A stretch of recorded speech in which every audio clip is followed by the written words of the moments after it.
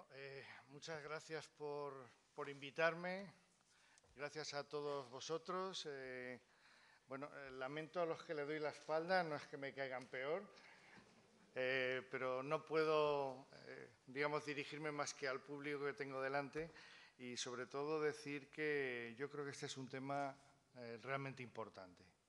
En este momento, el título que yo he puesto a esta intervención, Reformar para hacer sostenible el Sistema Nacional de Salud, se refiere a un hecho insólito, y es que las medidas de contención de costes y de recortes están boicoteando una auténtica agenda reformista. Y también tengo que decir, y yo creo por eso estoy contento de estar aquí, que la sanidad vasca en este momento es la rama más sana del Sistema Nacional de Salud. Y, por lo tanto, es muy importante cuidarla con todos los problemas, con todas las dificultades, porque no hay muchas más ramas a las cuales poder agarrarse.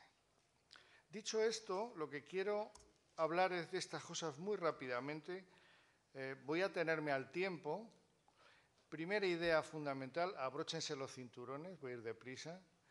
Hay que preparar la mochila para 5 años malos y 5 de ya veremos.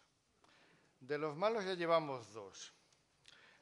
¿Vale? No voy a hablar de estos temas, pero fíjense, de la época del 2008, donde se usó el mecanismo de defensa de la negación, el 2009, que se encaran los problemas, realmente cuando empieza la crisis oficialmente es cuando nos bajan los sueldos. De pronto llega la crisis al sector, después de esa tarjeta roja que nos marcan en 2010, en mayo, por parte del ECOFIN y de todas las autoridades monetarias, fiscales y políticas de Europa.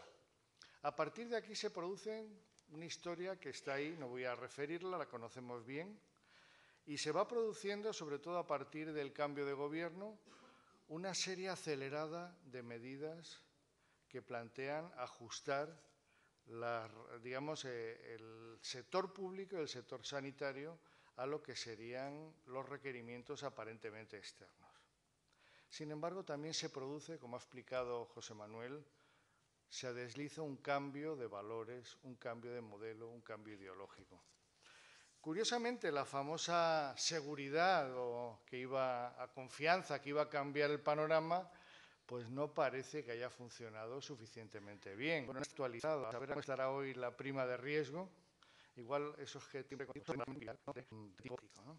Esto lo hemos comentado, no voy a hablar de sostenibilidad externa, pero sí decir que venimos de una década larga, entre 2000 y 2009, donde nuestra pendiente de crecimiento del gasto sanitario público en relación al crecimiento del PIB fue de las mayores de Europa. Por lo tanto, hubo un crecimiento neto importante. Un crecimiento, por ejemplo, en los hospitales propios del Sistema Nacional de Salud, de un 51% de médicos, un 38% de enfermeras y un 33% de aumento de la actividad expresada en suma de altas hospitalarias y de CMA. Es un indicador de los posibles. Por lo tanto, creció músculo, creció grasa. Quizás esta grasa es fundamental para el paso del desierto.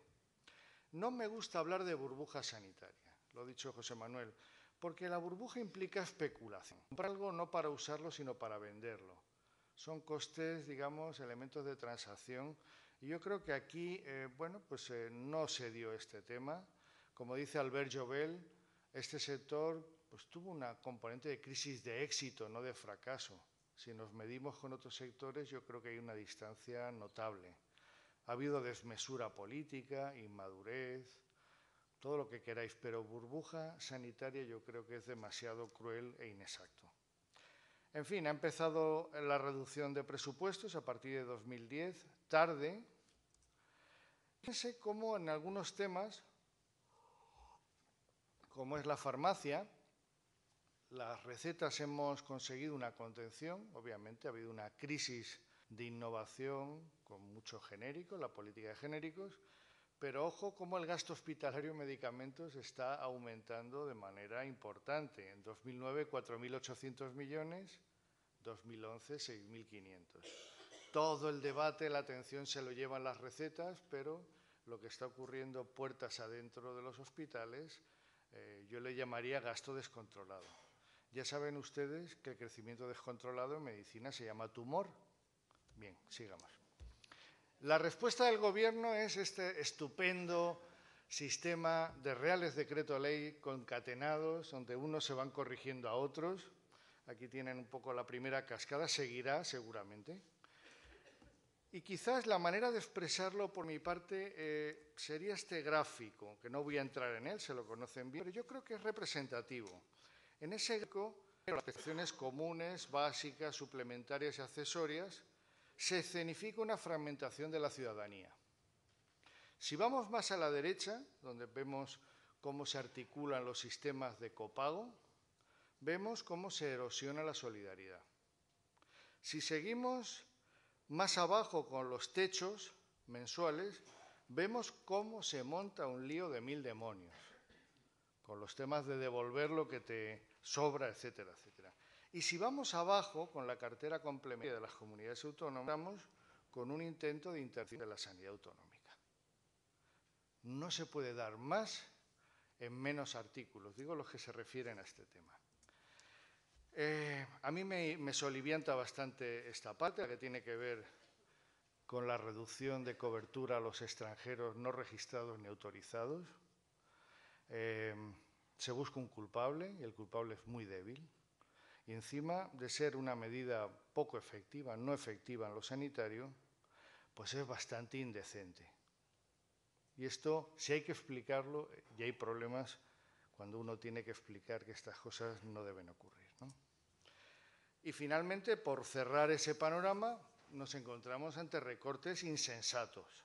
En la actualización del Programa de Estabilidad de España, vemos que se pretende que en 2015 el gasto sanitario público en salud pase de un presunto 6,5 a un 5,1% del PIB.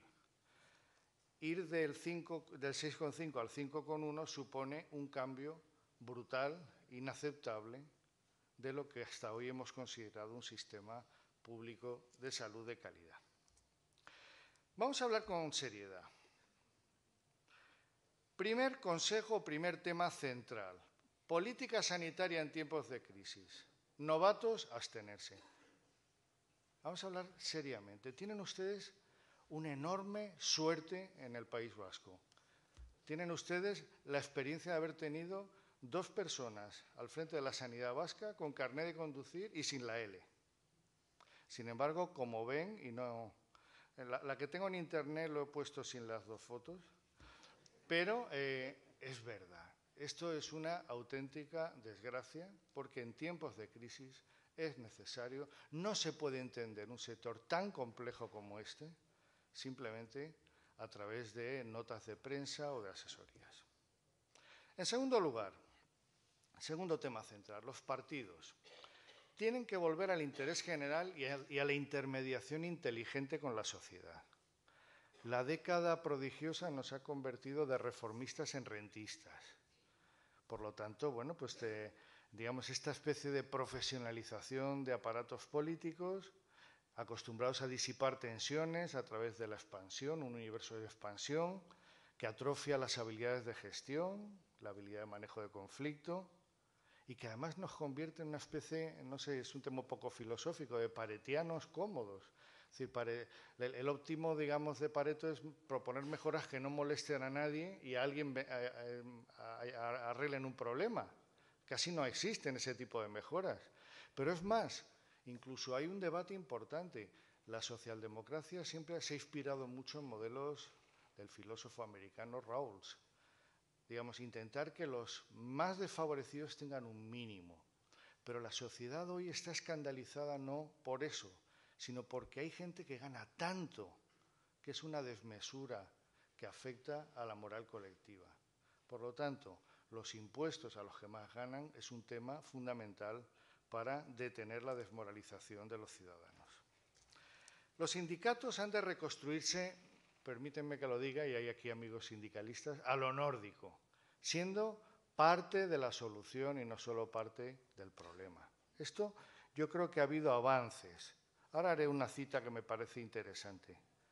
Y me es difícil también saber cómo identificar la aportación futura de esta generación de lo que llaman indignados. Creo que en México son enojados. Si no son capaces de articular en su discurso elementos de participación política, es muy posible que la historia se salte a esta generación. Y es una pena, porque deberían de estar ayudando a concretar vías de alternativa. Y esto en relación al tema del sindicalismo. Ahora que está de moda González Páramo, no se sabe si va a ser el próximo gobernador del Banco de España, esta cita la he usado con frecuencia. Dice Páramo: si el peso de la ineficiencia de las decisiones públicas crece significativamente, la frontera de lo que podría hacer el Estado se desplazará hacia el mercado y habrá que asumir pérdidas de bienestar social y de equidad que podrían haberse evitado.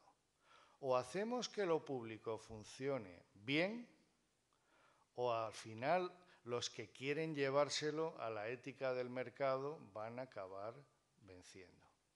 Por lo tanto, lo que nos interesa es un modelo, digamos, donde la eficiencia, como decía la editora del British Medical Journal, la eficiencia es ética en el sector público. Cuarto, profesionales. Es importantísimo. Igual es un poco rebuscado el término de construcción flexneriana, es decir, ese modelo flexneriano de hiperespecialización, abandonarlo una parte y reconstruir ética y motivacionalmente a la profesión sanitaria, pero especialmente la profesión médica. Esta es una broma, dice: especialistas en el dedo medio exigen una especialidad propia para garantizar la calidad de la asistencia a sus pacientes. Se entiende que los dedos. Bueno, es una exageración, pero podríamos pronto estar llegando a ese modelo. O esta sería otra manera: ¿cómo formamos a nuestros futuros profesionales? Desde segundo de medicina todo se codifica en preguntas de respuesta múltiple, ¿no? En este caso, en su primera anamnesis, el R1 le ¿diría usted que el dolor que siente es A, neuropático, B, nociceptivo, C, psicógeno, D, somático, E, ninguno de los anteriores es válido? Pues no os penséis que es una exageración, que muy bien podría ocurrir que las preguntas del MIR se trasvasaran a la propia anamnesis. Este tema me preocupa mucho, lo sabéis, no voy a hablar de él, pero lo dejo apuntado. Parte de la insatisfacción brutal que hay en la práctica de la medicina como actividad vocacional tiene que ver con estas tres dolencias. Hay una crisis de la medicina, los médicos y el sistema sanitario en un entorno desfavorable que es el enfermo crónico, pluripatológico y frágil. Yo creo que uno de los éxitos de la narrativa de la reforma en curso en Osakidetza es que toca este nudo, toca esta llaga de reordenar el mal profundo que tiene la organización sanitaria. Y por eso su narrativa tiene capacidad de capturar la atención. Por otro lado, ¿qué médico o qué enfermera va a sentirse atraído por una narrativa del recorte? Eso no es una narrativa o una historia que pueda, pero sí algo que le lleve a replantearse las bases de su propia práctica profesional. Quinto, gestores. Y tengo aquí muchos antiguos alumnos del máster de Administración Sanitaria, el de Gestión Clínica. A ver, sin gestores de verdad no hay quien gestione cambios. Los órganos